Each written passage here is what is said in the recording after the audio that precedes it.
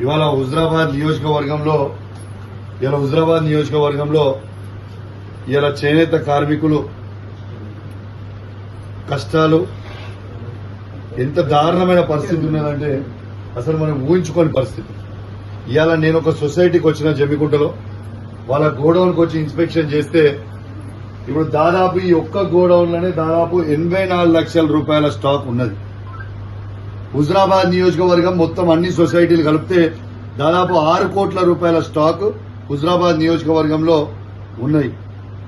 ఉమ్మడి కరీంనగర్ జిల్లాలో చూస్తే 15 కోట్ల రూపాయల స్టాక్ ఉన్నది. ఇలా వాస్తవంగా చేనేత కార్మికులకు ఇబ్బంది కావద్దని కేసీఆర్ గారు అద్భుతంగా అన్నాడు. వీళ్ళకి పని కల్పించి వాళ్ళు వేరే పని చేయలేరు కాబట్టి వాళ్ళకి అద్భుతంగా పని కల్పించి వాళ్ళ స్టాకులు కొనుక్కొని టైం టు టైం వాళ్ళకి పేమెంట్లు వేసే పరిస్థితి ఉండేది. వాళ్ళకి ఆ రోజు దురదృష్టవశాత్తు ఎవరైనా జరిగిపోతే వాళ్ళ కుటుంబానికి ధైర్యం ఉండాలని చేనేత బీమా కింద 5 లక్షల రూపాయలు ఆనాడు కేసీఆర్ గారు ఇచ్చేది.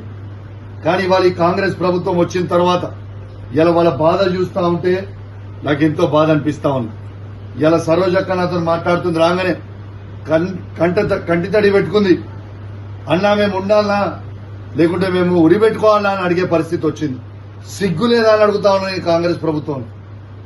మీరు అన్నం తింటుర్రా మనుషులా దున్నపోతురా అని నేను అడుగుతా ఉన్నాను. ఇలా ఒక్కసారి ఆలోచన చేయండి. ఇలా ఎంత కొవ్వు అంటే నిరోధులు అమ్ముకొని బతకమని ఈ చేనేత కార్మికులకు మీరు చెప్తా ఉంటే ఎంత సిగ్గుచేటు అని చెప్పి నేను అడుగుతా ఉన్నాను.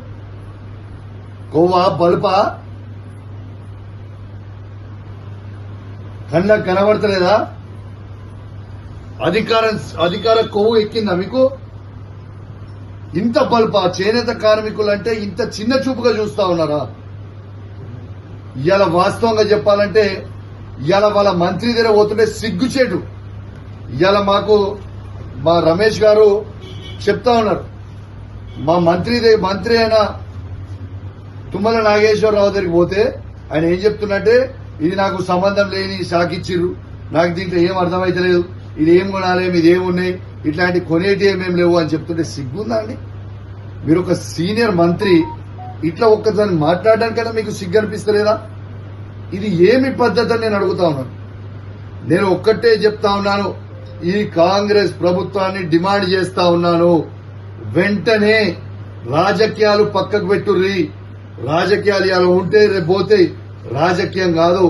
ఇవాళ చేనేత కార్మికుల కష్టం చూడండి, వాళ్ళ మానవత్వం చూడండి. ఇవాళ వాళ్ళు కష్టపడి పని చేసుకుంటే వాళ్ళ ఆత్మహత్య చేసుకునే పరిస్థితి ఉంది.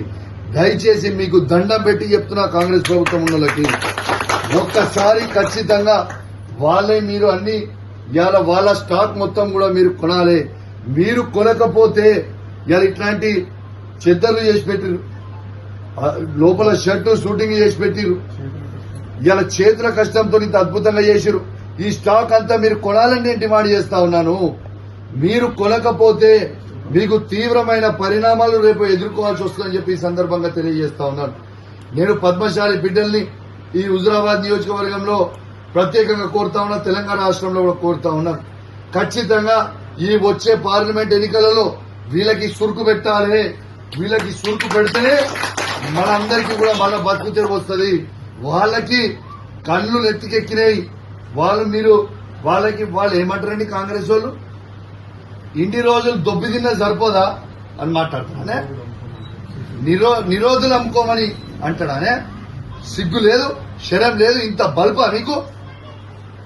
ఖచ్చితంగా నేను చెప్తా ఉన్నాను, నేను మా హుజరాబాద్ నియోజకవర్గ చేనేత కార్మికుల తరఫున డిమాండ్ చేస్తా ఉన్నాను. ఖచ్చితంగా మా నియోజకవర్గంలో ఉన్న 6 కోట్ల రూపాయల స్టాక్ ని వెంటనే కొనాలి. దాంతో పాటు కరీంనగర్ జిల్లాలో ఉన్న 15 కోట్ల రూపాయల స్టాక్ ని కూడా వెంటనే కొనాలని నేను మా కార్మికుల పక్షాన డిమాండ్ చేస్తా ఉన్నానని చెప్పి సందర్భంగా తెలియజేస్తూ సెలవు తీసుకుంటా ఉన్నాను. జై తెలంగాణ, జై కేసీఆర్. నిజంగా కానీ మీరు ఎవ్వరు కూడా